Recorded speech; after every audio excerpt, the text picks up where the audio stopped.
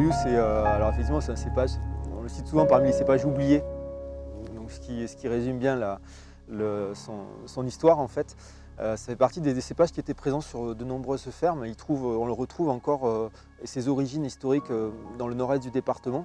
C'est un cépage qui a été découvert la première fois vers Villeréal, donc c'est au nord du département, près de Villeneuve-sur-Lot, Fumel, près du vignoble de Cahors, dans un château abandonné.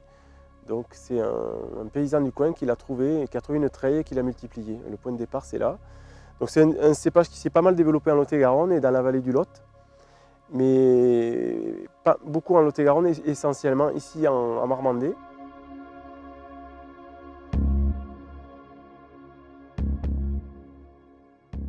Le Labourioux fait partie de la famille des cépages colorants, entre guillemets. Donc on parle de légendes d'Abrouilloux qui auraient servi à colorer certains vins voisins en descendant le fleuve Garonne. Donc c'est vraiment fait partie des cépages très colorés. Quand il fallait fournir un négoce bordelais en vin noir, Labourioux était parfait puisqu'il était très coloré, très productif et servait à colorer les vins des palus des négoces bordelais. Donc c'était le vin noir de Cahors avec son Malbec et nous avions notre Labourioux.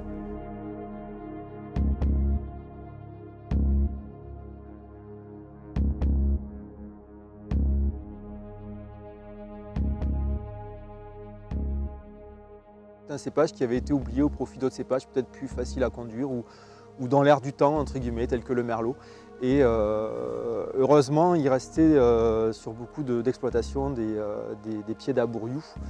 Et lorsque s'est posé la question de valoriser nos vins et d'aller vers la sacro-sainte AOC, et lorsqu'il a fallu écrire et argumenter sur la typicité de nos vins, Labourioux s'est rappelé à nous, est venu à notre secours et donc on l'a inscrit dans le marbre sur nos cahiers des charges.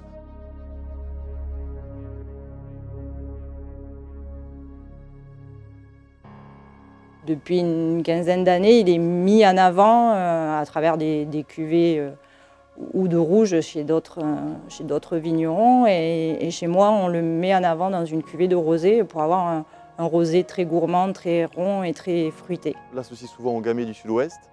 Donc par son fruité, il a une structure tannique et des fois qui lui permet de donner de la longueur en bouche. Labourioux est valorisé à la fois sur des vins copains, des vins faciles à boire, hein, donc sur le côté aromatique, sur le côté de fruits frais, et puis également sur la structure. C'est pas assez paradoxal après, à la fois tannique et avec des notes subtiles.